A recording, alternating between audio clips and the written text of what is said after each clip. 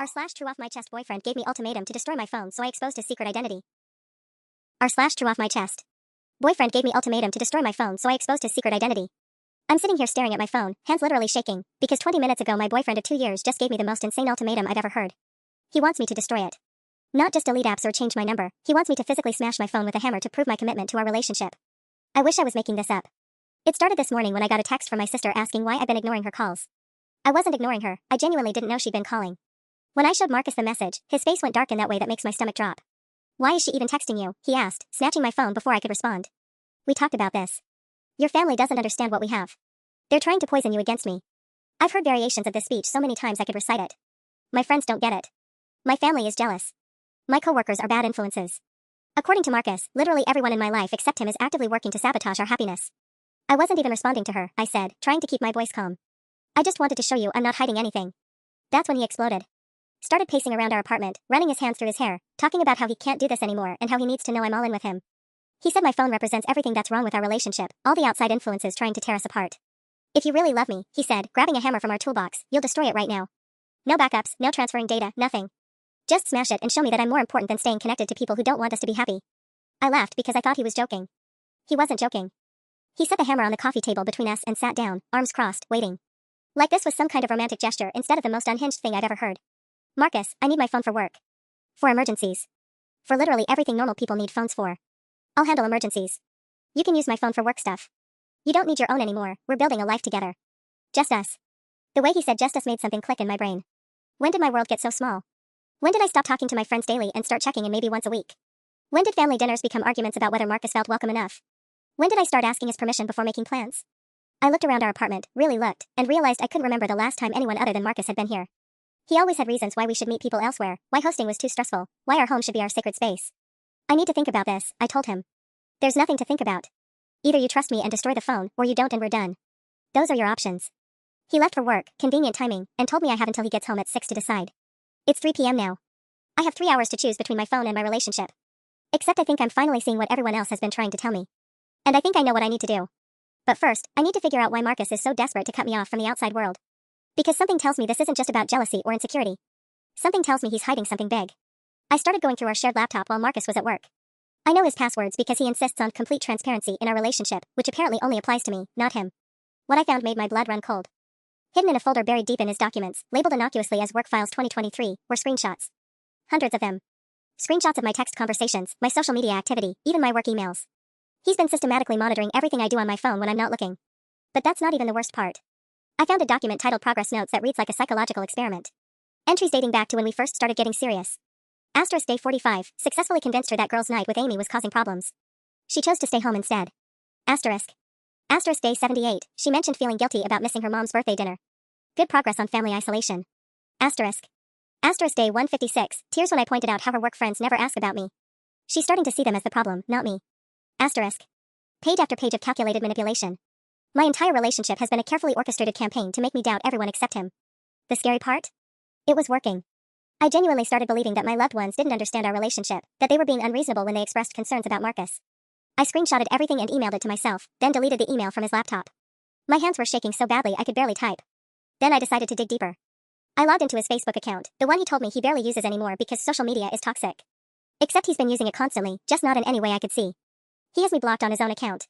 His relationship status says it's complicated and his recent activity is a nightmare. Flirty comments on other women's photos. Messages that I can see the preview of, hey beautiful, still thinking about our conversation last night. And can't wait to see you this weekend when my roommate's out of town. Roommate. He's calling me his roommate. But the absolute worst discovery came when I clicked on his tagged photos. There's one from 3 weeks ago at some bar downtown, him with his arm around a blonde woman, both of them looking very couple Y. The caption from her account, date night with my man. 2 hearts. 3 weeks ago, he told me he was working late and came home at midnight claiming he was exhausted from inventory. I reverse searched the woman's profile and found her Instagram. Her bio says Marcus's girl since 2022 and she has dozens of photos of them together spanning the entire duration of our relationship. Dates, vacations, intimate moments, a whole parallel relationship I knew nothing about. My Marcus. My supposedly devoted boyfriend who's so jealous he wants me to destroy my phone to prove my loyalty. The room started spinning. I had to run to the bathroom and throw up. When I came back to the laptop, I noticed something else in his browser history. Searches for how to make girlfriend delete social media, isolating partner from friend psychology, and most chilling, how to make someone financially dependent quickly. That last one hit me like a punch.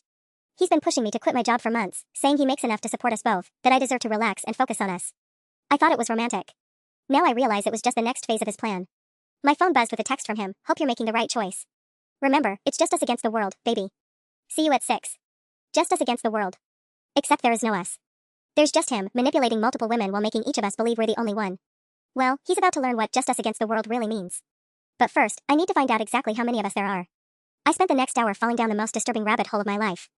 Using the information from Date Night Girl's Instagram, I started cross-referencing Marcus's location tags, tagged photos, and the friends lists of women who commented flirty things on his posts. What I discovered was a masterclass in compartmentalization. There's Sarah, the blonde from the bar. Based on her posts, she thinks they're exclusive and have been together since early 2022. She works as a nurse and frequently posts about her amazing boyfriend who works in tech and travels for business. Then there's Melissa, a brunette teacher who appears in photos with him from what looks like weekend trips to the mountains. Her Facebook is full of couple selfies with Marcus, and she's been tagging him in posts about their future together since last spring. And Jessica, who seems to think she's in a long-distance relationship with him. Her Instagram stories show FaceTime screenshots and text conversations where he's telling her he can't wait to move to Denver to be with her properly. 4 women. Including me, there are 4 of us. But as I kept digging, I found something that made my blood freeze completely. A marriage certificate in his email from 2019. Marcus Williams married to Rebecca Chin Williams. My boyfriend isn't just cheating on me with multiple women. He's married.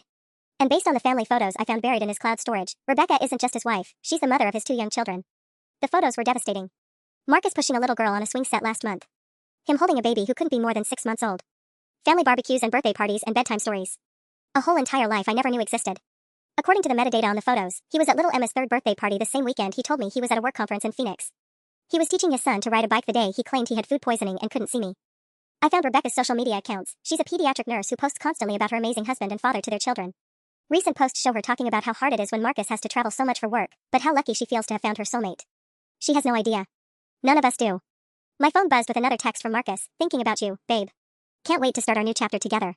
No more distractions, just pure love. I wanted to scream. Instead, I started screenshotting everything. The conversations with other women, the photos with his wife and children, his progress notes tracking my isolation, every piece of evidence I could find. I created a folder on my cloud storage and methodically documented 2 years of lies. That's when I found his calendar. Color-coded entries showing exactly how he juggles all of us.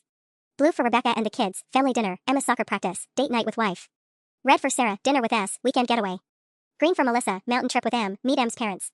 Yellow for Jessica, FaceTime J, plan Denver move. And purple for me, movie night with roommate, manage our social isolation. He literally schedules his manipulation of me like a business meeting. Looking at the calendar, I could see the pattern. He tells his wife he's traveling for work, tells the girlfriends he's dealing with various crises, and creates elaborate stories to keep us all separated. We're not just isolated from our own support systems, we're isolated from each other. The most sickening part? Next week's calendar shows entries like our phone destruction follow-up and increased financial dependence pressure. This isn't impulsive controlling behavior. This is a calculated, long-term plan to systematically destroy my independence. My phone showed 4:47 p.m. Marcus would be home in just over an hour, expecting to find me ready to smash my phone and surrender the last tool I have to reach the outside world. But I had a different plan forming. If Marcus wanted to play games with multiple identities and secret lives, I was about to teach him what real consequences look like. Time to introduce all his different worlds to each other. I started with Rebecca, his wife. She deserved to know first. But as I stared at her Facebook profile, my cursor hovering over the message button, I realized I had no idea how to even begin. Hi, you don't know me, but I've been sleeping with your husband for 2 years? Your loving family man has been living a triple life? Everything I typed sounded insane, even though it was all true. Then I remembered the calendar.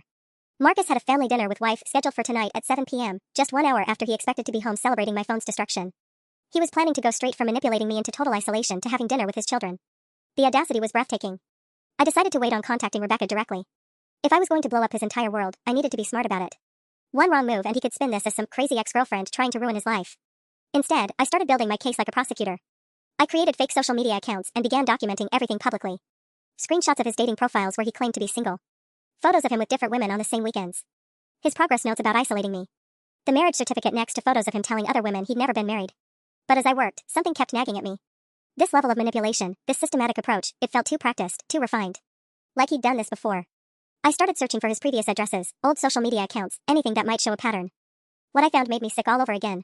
An old Facebook account from 2018, before he married Rebecca. Photos with yet another woman, Katie, who had posts about their 3-year relationship and how excited she was that Marcus was finally ready to settle down and start a family. The post stopped abruptly in early 2019. Right around the time Marcus married Rebecca.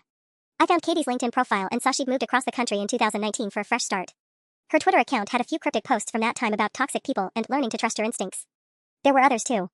A trail of women spanning back to college, all with similar stories emerging in fragments across social media. Relationships that ended suddenly. Moves to new cities. Vague posts about betrayal and manipulation. Marcus wasn't just a cheater.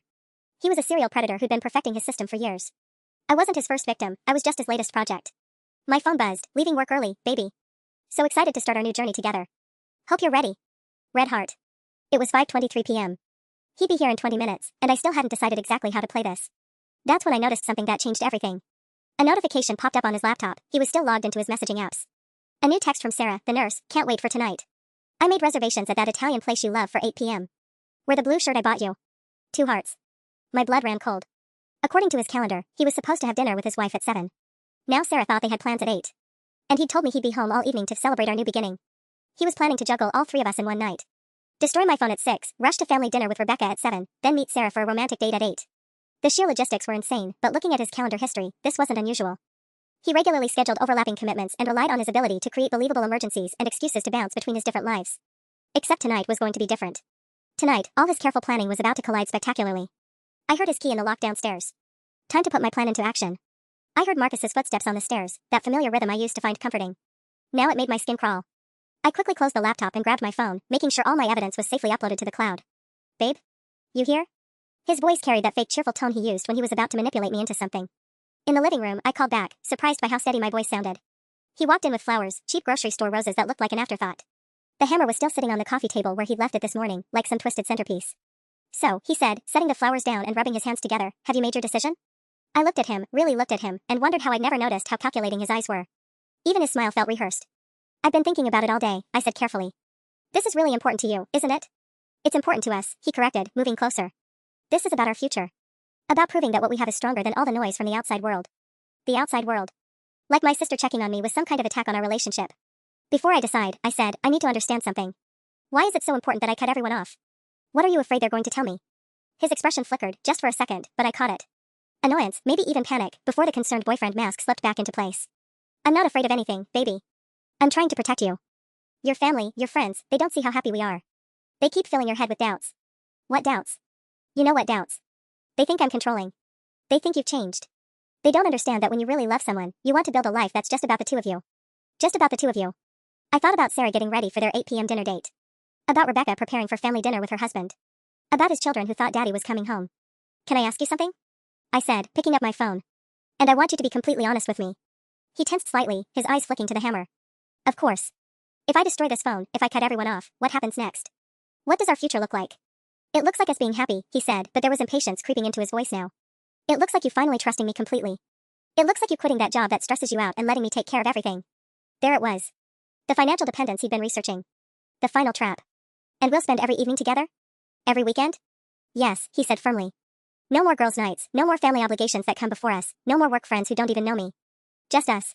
That sounds. I paused, watching his face carefully. Lonely. The mask slipped completely this time. His jaw tightened and his voice turned sharp. Lonely? How is having someone who loves you completely lonely? Because you can't love someone completely if you're lying to them, Marcus. The silence stretched between us like a wire about to snap. I could see him calculating, trying to figure out what I knew and how to spin it. What are you talking about? He said finally, but his voice had lost all its warmth. I held up my phone, finger hovering over the screen. I'm talking about the fact that you have a dinner date with Sarah tonight at 8 p.m. Right after your family dinner with Rebecca at 7. His face went white. I don't know what you think you. I know about all of them, Marcus. Your wife. Your kids. The other girlfriends. The calendar where you schedule my isolation like a business meeting. He lunged for my phone. I jerked backward, clutching my phone to my chest. Marcus's grab missed, but his face had transformed into something I'd never seen before, raw panic mixed with rage. Give me that phone. Now. His voice was low and dangerous. So you can destroy the evidence? I don't think so. I backed toward the kitchen, keeping the coffee table between us. How long did you think you could keep this up, Marcus? Or should I call you by whatever name you gave Jessica in Denver? He started moving around the coffee table, slow and deliberate. You don't understand what you're doing. You're going to ruin everything. I'm going to ruin everything? I laughed, but it came out shaky. You're the one with a wife and kids. You're the one juggling 4 different women like it's some sick game. It's not what you think. Really? Because I saw the photos from Emma's birthday party. Cute kid, by the way. Does she know Daddy has a secret girlfriend who he's been systematically isolating for 2 years? His expression shifted again, and suddenly I saw something that made my blood freeze. Not panic anymore, calculation. Like he was figuring out the best way to handle this problem. The best way to handle me. Sit down, he said, his voice eerily calm now. Let's talk about this rationally. No. I kept backing away, my phone clutched so tightly my knuckles were white. We're done talking. Actually, we're done everything. You can't leave me, he said, and there was something almost childlike in his voice. Not now. Not when we're so close to having everything we want. What we want. Marcus, I don't even know who you are. That's when my phone started buzzing. Text notifications, one after another. Marcus's eyes went wide. What did you do? I glanced at the screen and felt a surge of satisfaction mixed with terror. My automated messages were going out exactly as scheduled. I'd set them up before he got home, timed releases to Sarah, Melissa, Jessica, and Rebecca, each with carefully curated evidence of Marcus's other lives. I did what you taught me to do, I said, still backing away from him. I documented everything. His face went through a series of expressions, confusion, realization, then pure fury. You sent them messages, he said flatly. Screenshots, actually. Your dating profiles, photos with other women, your progress notes about isolating me. Oh, and Rebecca got some particularly interesting photos of you with Sarah last weekend. My phone was buzzing constantly now. Responses were already coming in. You stupid bitch, he snarled, lunging around the coffee table. I ran toward the front door, but he was faster. His hand caught my wrist, fingers digging in hard enough to bruise. You have no idea what you've just done, he said, his grip tightening. Do you understand how hard I've worked to build this life? How carefully I've managed everything? Let go of me. I tried to pull away, but his grip was iron. Not until you fix this. You're going to call each of them back and explain that you're some crazy ex making up lies. You're going to. My phone rang. The caller ID made Marcus's face go chalk white. Rebecca. Don't answer that, he said, reaching for the phone with his free hand. But I was already swiping to accept the call, and the voice that came through the speaker was shaking with rage and tears. Is this the woman who's been sleeping with my husband? Marcus's grip loosened in shock, and I yanked my wrist free. Yes, I said, looking straight at Marcus as I spoke. And I think we need to talk. The silence that followed Rebecca's question felt like the entire world holding its breath. Marcus was staring at me with a mix of desperation and fury that made my skin crawl, while his wife's ragged breathing echoed through the speaker. Rebecca, I said, my voice surprisingly steady, I had no idea about you until today. I've been with Marcus for 2 years, and I thought I was his only girlfriend. Only girlfriend? Her laugh was bitter. How many of us are there? Marcus made another grab for my phone, but I dodged away from him. From what I found today, at least 4. Maybe more. Jesus Christ. I could hear her crying now. The kids are right here. They keep asking why mommy's upset. That hit me like a physical blow. Those innocent children I'd seen in the photos, completely unaware that their father was a monster. I sent you screenshots, I said gently. But Rebecca, I think you should know, he was supposed to be at your house for dinner in 20 minutes. Right before meeting another woman for a date. He told me he had to work late, she whispered. He always has to work late. Marcus was pacing now like a caged animal, running his hands through his hair. I could practically see his mind racing, trying to figure out damage control. Put me on speaker, he suddenly said, his voice taking on that manipulative tone I knew so well. Let me explain to both of you. Absolutely not, I snapped, but Rebecca had heard him. Is that him? Is he there with you right now? Yes, and Rebecca, you need to know something else. He tried to get me to destroy my phone today. He said it was to prove my commitment, but I think he suspected I was getting close to the truth. My phone started buzzing with another call. Sarah. Then immediately another from a number I didn't recognize, probably Melissa or Jessica. Other people are calling, I told Rebecca. The other women. They're all finding out at the same time. Marcus stopped pacing and stared at me with something that looked almost like admiration mixed with hatred. You planned this, he said slowly. The timing, the simultaneous messages, you coordinated this whole thing. I learned from the best, I replied. You taught me all about careful planning and strategic timing. Rebecca's voice cut through the tension. What's he talking about? What planning? Marcus has been systematically isolating me for 2 years, I explained, keeping my eyes locked on his face. He kept detailed notes about it. Called it progress reports on cutting me off from friends and family. That's not, Marcus started, but Rebecca interrupted. The business trips, she said, her voice getting stronger. All those last-minute conferences and client emergencies. You were with her. With all of us, I corrected. He has a color-coded calendar, Rebecca. Blue for you and the kids, different colors for each girlfriend. We were all just scheduled appointments to him. My phone rang again. This time it was a group call. Sarah had added multiple people. I could hear several female voices talking over each other, all of them sounding confused and angry. Rebecca, I think the others want to talk to you too, I said. Would you be okay if I added you to this call? She paused, and I could hear one of the children asking for daddy in the background. Yes. I need to hear this. Marcus grabbed my arm again, harder this time. Don't you dare, he hissed. Think about what you're doing. After tonight, my life is over. My career, my family, everything. Your life? I stared at him in disbelief. What about Rebecca's life? What about your children's lives? What about all the women you've been lying to and manipulating? That's different. It's not different at all. I started merging the calls. You made your choices, Marcus. Now everyone else gets to make theirs. As the group call connected, voices filled my apartment, confused women demanding answers, Rebecca's quiet crying, and underlying it all, the sound of Marcus's entire world finally crashing down around him. The group call was chaos. 5 women's voices overlapping, Rebecca's quiet sobs, Sarah's angry demands for explanation, Jessica screaming about how she'd been planning to move to Denver for him, and Melissa's shocked whispers of I can't believe this is happening. Marcus was still gripping my arm, his face cycling through expressions like a broken slot machine. But then his phone started ringing, and when he saw the caller ID, all the color drained from his face. Work, he muttered, staring at the screen. Marcus? Rebecca's voice cut through the chaos on my call. Marcus, answer me. Is this why you missed Emma's recital last month? Because you were with one of them? But Marcus wasn't listening anymore. His work phone kept ringing, and I realized with sick satisfaction that someone had probably contacted his employer too. Maybe one of the other women. Maybe Rebecca herself. You have to fix this, he said, his grip tightening painfully on my arm. Call them back, tell them it was all fake, some kind of misunderstanding. Let go of her. Rebecca's voice was sharp through the speaker. She'd heard him. I'm not fixing anything, I said, trying to twist away from his grasp. You did this, Marcus. You made these choices. That's when Sarah's voice rose above the others on the call. Wait, everyone stopped talking for a second. Marcus, I can hear you breathing. Are you listening to this? The silence that followed was deafening. Marcus Williams, Rebecca said, her voice deadly calm now. You answer us right now. I'd never heard him speechless before. The man who always had an explanation, an excuse, a way to twist everything back to being someone else's fault. He just stood there with his mouth opening and closing like a fish. He's here, I said into the phone. He's been trying to grab my phone and make me take it all back. Of course he has, Jessica's voice was bitter. Because that's what he does. Makes everything our fault, makes us question our own reality. The gaslighting, Melissa added quietly. I thought I was going crazy half the time. Marcus's work phone finally stopped ringing, but immediately started again. Then his personal phone started buzzing with notifications, probably social media alerts, messages from friends and family who were seeing whatever evidence was being shared. This is insane, he finally said, his voice cracking. You're all being hysterical. These things can be explained. Explained? Sarah's laugh was harsh. Explain the marriage certificate. Explain the photos with your children. Explain the dating profiles where you claim to be single. Explain telling me you'd never been married when I asked about your future plans, Jessica added. Marcus let go of my arm and stumbled backward, running both hands through his hair. I could practically see his mind racing, trying to find an angle, a story that could somehow make this work. The calendar, Rebecca said suddenly. She mentioned a calendar. Marcus, do you really have us color-coded like appointments? When he didn't answer, I said, blue for you and the kids, Rebecca.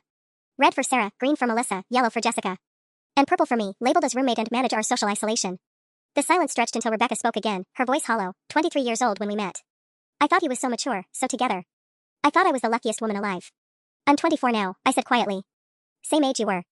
25, Sarah added. 26, for Melissa. We were all so young. All so easy to manipulate and isolate. Marcus's work phone rang again, and this time when he looked at the screen, his knees actually buckled. That's my boss's boss, he whispered. His entire carefully constructed world wasn't just cracking, it was imploding in real time.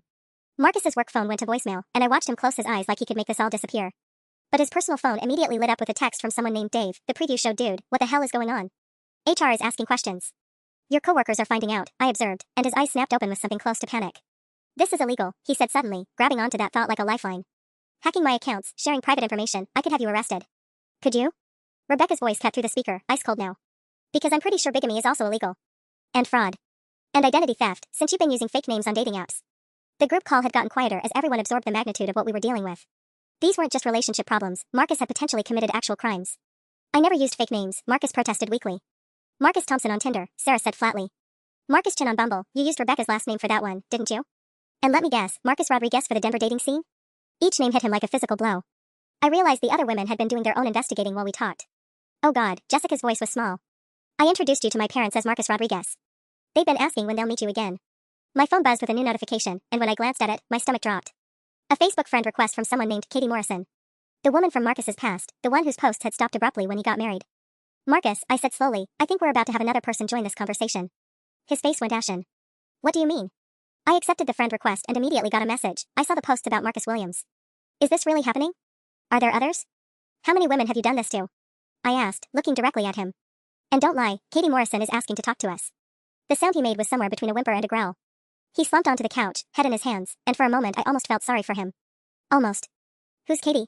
Rebecca asked. His ex-girlfriend from before you, I explained. 3-year relationship that ended right around when he married you. She moved across the country afterward.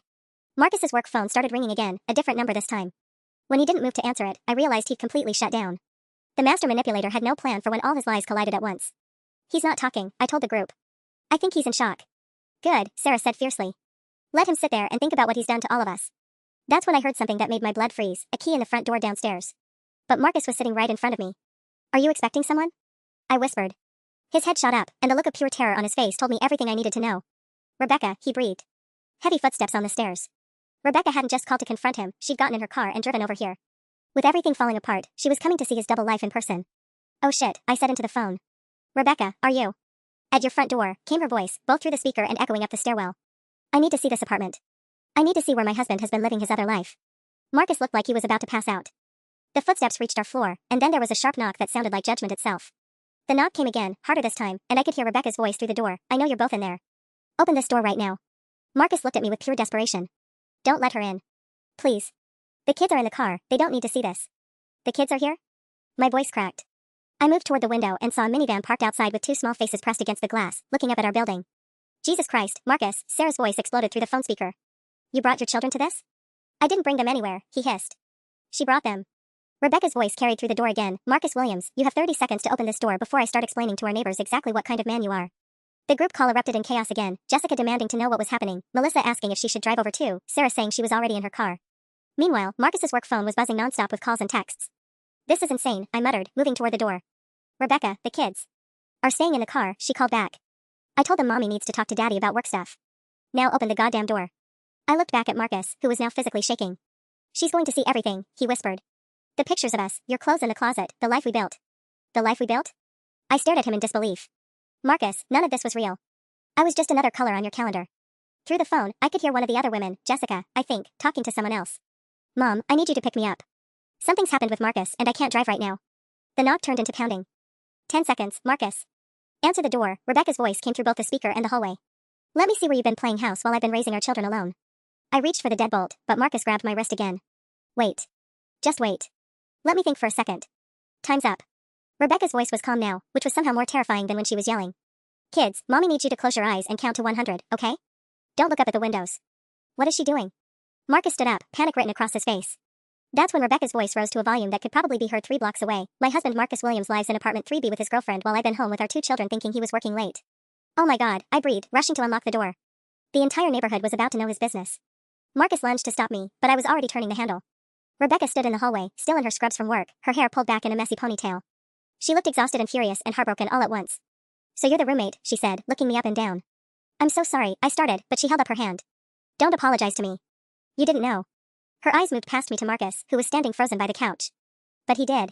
She walked into the apartment like she owned it, taking in everything, the photos of Marcus and me on the side table, my jacket hanging on his chair, the domestic life he'd been living while she thought he was traveling for work. 2 years, she said quietly, picking up a picture of us from last Christmas. You've been coming home to her for 2 years while telling me you missed us so much when you traveled. Marcus's phone chose that moment to ring again, his work number. The sound seemed to snap him out of his paralysis. Rebecca, I can explain. Explain it to your boss, she said, gesturing to his ringing phone. Because I'm pretty sure they're going to want to hear your explanations too. Rebecca walked through our apartment methodically, like a detective at a crime scene. She opened our shared closet and stared at my clothes hanging next to Marcus's work shirts. She picked up the coffee mug I'd left by the sink this morning, the one that said World's Okayest Girlfriend that I thought was funny when Marcus bought it for me. World's Okayest, she read aloud, then looked at Marcus with disgust. Well, at least that part was honest. The group call was still active on my phone, and I could hear the other women listening to everything. Sarah's voice cut through. Rebecca, are you okay? Do you need us to come there? I'm fine, Rebecca called toward my phone, though she clearly wasn't. I just needed to see this place. I needed to understand how he managed to build a whole separate life. She moved to our bookshelf, running her fingers along the spines. We have the same books at home, she said quietly. You bought duplicates of everything, didn't you, Marcus? 2 copies of your favorite movies, 2 sets of sheets, 2 coffee makers. Like you were living in parallel universes. Marcus finally found his voice. Rebecca, please. Not here. Not like this. Let's go home and talk privately. Privately? Her laugh was sharp. Like how you privately married me while dating other women? Like how you privately had children with me while telling them you'd never been married? She pointed at my phone, where Jessica's voice was barely audible. I asked him point blank if he'd ever been married. He said no, he was waiting for the right person. The right person, Rebecca repeated. Our son took his first steps while you were on a work trip with one of them. Emma's been asking why Daddy misses all her school plays. Marcus's work phone rang again, and this time Rebecca grabbed it before he could react. Hello, this is Rebecca Williams, Marcus's wife, she answered crisply. Yes, he's right here, but he's currently dealing with a personal emergency. Can I take a message? Marcus looked like he was going to be sick. I see, Rebecca continued, her voice getting dangerously calm. Multiple employees have contacted HR about social media posts concerning his character and trustworthiness. I'll make sure he calls you back. She hung up and tossed the phone to Marcus, who fumbled and dropped it. Your colleagues are seeing everything, she told him. Apparently someone shared screenshots in your company's social media group. Who would do that? Marcus looked around wildly, like the answer might be written on the walls. Maybe one of your other girlfriends works there, I suggested. Or know someone who does. Marcus, you never actually told any of us where you worked, did you? We all just knew it was tech and required lots of travel. Through the phone, Melissa's voice was small. I told my brother about you. He works in tech downtown. Oh god, if he saw the posts and recognized your name. Marcus's face went completely white. Melissa's brother? David Chen, Melissa said. He's a senior developer at Innovate Solutions. That's where Marcus works, Rebecca said flatly. David Chen is probably the one who alerted HR. The room went silent except for the sound of Marcus's ragged breathing. His carefully compartmentalized worlds weren't just colliding, they were actively contaminating each other. That's when my phone buzzed with a new notification. A tagged photo on Facebook. Someone named Amy had posted a picture with the caption, Ladies, meet Marcus Williams. If he looks familiar, run. The post already had dozens of comments and shares. It's gone viral, I whispered, showing Rebecca the screen. Someone's created a warning post about you, Marcus. Rebecca leaned over to look at my phone, then smiled for the first time since she'd arrived. It wasn't a nice smile. Good, she said simply. Let everyone know exactly who you are. Marcus's personal phone started buzzing with a notification sound I'd never heard before, rapid-fire alerts that meant something was spreading fast across multiple platforms. He looked at the screen and his face went from white to green. It's everywhere, he whispered. Facebook, Instagram, Twitter. Someone created a whole thread on Reddit. Rebecca snatched his phone before he could stop her. Let's see. Serial cheater and manipulator Marcus Williams exposed by multiple victims, she read aloud. Warning to women in the Denver, Portland, and Seattle areas. Seattle? I looked at him sharply. You told me you'd never been to Seattle. That's where I went to college, he said weakly, then seemed to realize he just admitted to another lie. Rebecca kept reading from his phone. They've posted your LinkedIn profile, your work address, even your gym membership. Oh, and look at this, someone found your Venmo account. Apparently you've been splitting dinners with different women on the same nights you told me you were eating alone in hotel restaurants. The group call crackled as someone else joined, a voice I didn't recognize. Is this the Marcus Williams support group? The new voice asked. This is Katie, from Portland. I saw the posts online. Marcus actually moaned out loud. Katie, Rebecca said, I'm Rebecca, his wife. How long were you with him? 3 years. He convinced me to move to Portland with him for his new job. Then one day he just vanished. Left a note saying he'd realized we weren't compatible long term. Right before he married me, Rebecca said grimly. I'm starting to see a pattern. My laptop chimed with a new email notification, and I glanced over to see a message from someone named Jennifer.Martinez.investigates@gmail.com with the subject line, interview request regarding Marcus Williams' case. Marcus, I said slowly, I think a journalist wants to interview us. No, he said, standing up so fast he knocked over the coffee table. No interviews, no more posts, no more anything. This has gone far enough. Far enough? Rebecca's voice rose. You think ruining multiple women's lives and abandoning your children is something that should be kept quiet? I never abandoned my children. Emma asked me yesterday if Daddy was ever coming home, or if he was going to live at work forever, Rebecca shot back. She's 3 years old, Marcus. She doesn't understand why her father is never there. Through the phone, I heard Jessica's voice. Oh my God, you guys. My landlord just called. Apparently Marcus is still listed as a reference on my lease application from last year. Someone contacted her asking about his relationship history for a background check. Background check? Marcus looked panicked. Who would run a background check? Probably your employer, Rebecca said matter-of-factly. Companies tend to investigate when their employees become viral sensations for fraud and manipulation. The journalist had sent a follow-up email with a phone number and a note. I'm writing a piece about patterns of relationship fraud and digital age accountability. Several other women have reached out about similar experiences with Mr. Williams. Please call when you're ready. How many others? I asked, showing Rebecca the email. She looked at Marcus with something between disgust and amazement. How long have you been doing this? How many women have there been? Marcus was pacing again, but now it looked less like calculation and more like a complete breakdown. You don't understand the pressure, he said, his voice cracking. Maintaining all the relationships, keeping everyone happy, remembering all the different stories. Poor baby, Sarah's voice dripped sarcasm through the speaker. It must have been so hard keeping track of all your lies. That's when we heard sirens in the distance, getting closer. Rebecca and I looked at each other, then toward the window. The sound was definitely heading our way. Rebecca, I said carefully, did you call anyone else before coming here? Just my sister, she said, but her expression was uncertain. She was babysitting earlier, and I told her what was happening. Marcus had gone completely still. What did you tell her, exactly? The sirens were getting louder, and through the window I could see red and blue lights reflecting off the building across the street. Oh God, Rebecca breathed. I was so angry when I called her. I might have said something about being afraid of what you were capable of. About the controlling behavior and the systematic manipulation. The siren stopped right outside our building. The silence that followed the sirens cutting out was deafening. Through the window, I could see police officers getting out of their cars, looking up at our building. They're coming up here, I said, my voice barely above a whisper. Marcus looked like a trapped animal. This is insane. I haven't done anything illegal. Haven't you? Rebecca's voice was sharp. Identity fraud, marriage fraud, financial fraud, you've been using fake names on dating apps and lying about your marital status to obtain relationships under false pretenses.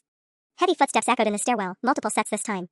The group call had gone silent except for the sound of people breathing and waiting. Ma'am? This is Officer Rodriguez with the Portland Police. We received a welfare check request. Rebecca closed her eyes. My sister must have called them. She was worried about me driving over here angry. Marcus grabbed my arm again, his grip desperate. Tell them everything's fine. Tell them this is just a misunderstanding between couples. Let go of her, Rebecca said firmly. And stop touching people without permission. You've done enough of that. The knock came again, more insistent. Ma'am, we need to speak with you. I walked to the door, Marcus trailing behind me like he was afraid to let me out of his sight. When I opened it, 2 officers stood in the hallway, a woman and a man, both looking professionally concerned. Are you Rebecca Williams? The female officer asked. I'm Rebecca, Rebecca called from inside the apartment. This is the other woman. We're both fine, officers. My sister overreacted. The officer stepped into the apartment, taking in the scene, Rebecca standing by our bookshelf still holding Marcus's work phone, Marcus looking disheveled and panicked, and my phone on speaker with multiple women's voices occasionally chiming in. Sir, we're going to need to see some ID, the male officer said to Marcus. Marcus's hands were shaking as he pulled out his wallet. This is all a big misunderstanding, officers. Just some relationship drama that got out of hand. The female officer was looking at Rebecca with concern. Ma'am, your sister was worried that you might be in danger. She said you discovered your husband was living a double life and you drove over here in an emotional state. I'm fine, Rebecca said, but I could see tears starting in her eyes again. I just needed to see this place. I needed to understand how he managed to fool everyone for so long. That's when Jessica's voice came through my phone speaker. Officers? Can you hear me? I'm calling from Denver. We're all victims of the same man. Both officers looked at my phone with interest. How many people are on this call? The female officer asked. 6 women, I said. All of us were in relationships with Marcus at the same time. None of us knew about the others. Marcus's ID seemed to check out, but I noticed the male officer was taking notes while his partner continued talking to us. Mr. Williams, we're going to need you to step outside with us for a few questions, the officer said. Am I under arrest? Marcus's voice cracked. No, sir, but we've received multiple complaints today about potential fraud and harassment. We need to document the situation. Through the phone, I heard Melissa's voice. Officers, I filed a report in Seattle about him using a fake last name on dating apps. Detective Morrison said they might want to coordinate with other jurisdictions. The female officer raised her eyebrows. Multiple jurisdictions? He's been doing this in at least 4 different cities, Rebecca said tiredly.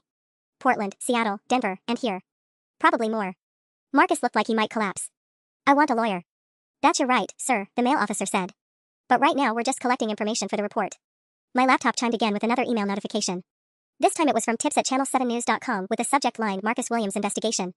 The news wants to interview us too, I said, showing Rebecca the screen. Marcus made a strangled sound. My parents. Oh God, my parents are going to see this on the news. Your parents? Rebecca stared at him. You mean the ones who think I'm their only daughter-in-law? The ones who send birthday cards to their grandchildren? The female officer looked up from her notepad. Sir, exactly how many people are unaware of your situation? Before Marcus could answer, his work phone started ringing again. The caller ID showed Mom. The timing couldn't have been worse. Rebecca looked at Marcus's ringing phone, then at his face, and I saw something shift in her expression. Answer it, she said quietly. What? Marcus looked like she'd suggested he jump off a cliff. Answer your mother's call. Right now. In front of all of us. The female officer held up her hand. Ma'am, we need to finish. This is part of it, Rebecca interrupted, her voice getting stronger. His parents have been sending Christmas cards to our children for 3 years.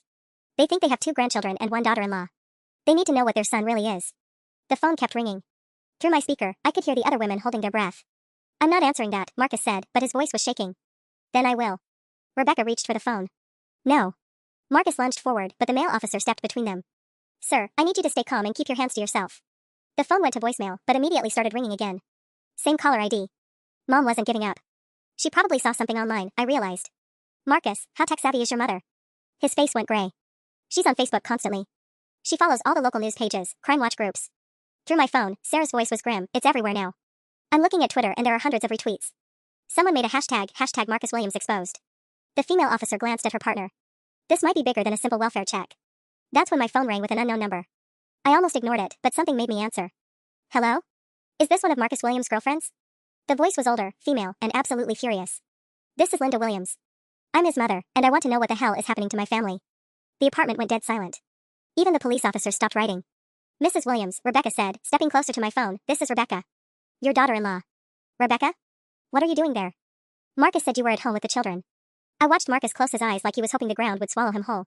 Mrs. Williams, I'm standing in the apartment where your son has been living with another woman for 2 years while telling me he was traveling for work. The silence on the phone stretched so long I thought the call had dropped. That's impossible, Linda Williams finally said, but her voice was smaller now. I'm looking at their photos together right now, Rebecca continued. Christmas pictures, vacation photos, everything. He's been lying to all of us. How many women? Linda's voice was barely a whisper. Through my speakerphone, Jessica spoke up, at least 6 that we know of, Mrs. Williams. I'm Jessica from Denver. I thought I was engaged to your son. Engaged? Rebecca whipped around to stare at Marcus. You proposed to someone else while married to me? Marcus looked like he might throw up. The male officer was writing furiously in his notepad. Linda Williams' voice came through shaky and devastated. The grandchildren. Emma and little Michael, are they even? They're your grandchildren, Rebecca said gently. But they have no idea why their father is never home. Because he's been here, building a whole other life. Jesus Christ, Marcus, Linda breathed. What have you done? But Marcus had finally reached his breaking point. He was sitting on the floor now, back against the wall, staring at nothing. The master manipulator had run out of lies, excuses, and plans. His mother was still on the phone, crying now. His work phone was buzzing with what looked like a conference call from multiple executives. And through my phone, I could hear Melissa saying something about reporters calling her apartment building. The female officer looked at her partner and mouthed something I couldn't make out. Whatever happened next, there was no going back for any of us. Linda Williams' voice cut through the chaos. I'm driving over there right now. Don't anyone leave until I get there. Mom, no, Marcus finally spoke, his voice hoarse. You don't get to mom, know me, Marcus. I raised you better than this. I thought I raised you better than this. The line went dead, and Marcus put his head in his hands. The female officer cleared her throat. Mr. Williams, we're going to need you to come down to the station to make a formal statement. Multiple jurisdictions are now interested in your activities. Are you arresting him? Rebecca asked. Not yet, but we have reports of identity fraud, potential bigamy, and financial crime spanning multiple states. This is beyond a local matter now. My phone buzzed with a text from an unknown number. This is Detective Morrison from Seattle PD. We need to coordinate our investigations. Can you call me? Seattle police want to talk to us, I announced. Marcus stood up slowly, looking around the apartment like he was seeing it for the first time. I never meant for it to go this far, he said quietly. How far did you mean for it to go? Rebecca asked. When you were taking notes on isolating me from my family, what was the endgame, Marcus? He didn't answer. Through the phone speaker, I heard Jessica's voice. I just got a call from Denver PD too. Apparently someone else came forward there. A woman named Christina who dated him in 2020. Marcus's face crumpled completely. There are others, he whispered. How many others? The male officer asked, pen poised. But Marcus just shook his head, tears finally starting to fall. My laptop chimed with yet another email. This time it was from a law firm, class action inquiry regarding Marcus Williams' fraud case. People want to sue you, I told him. Multiple law firms are reaching out. Rebecca was scrolling through Marcus's phone. His bank account, she said suddenly.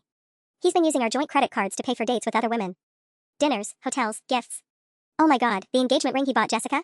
I paid for half of it. The silence that followed was broken by heavy footsteps on the stairs again.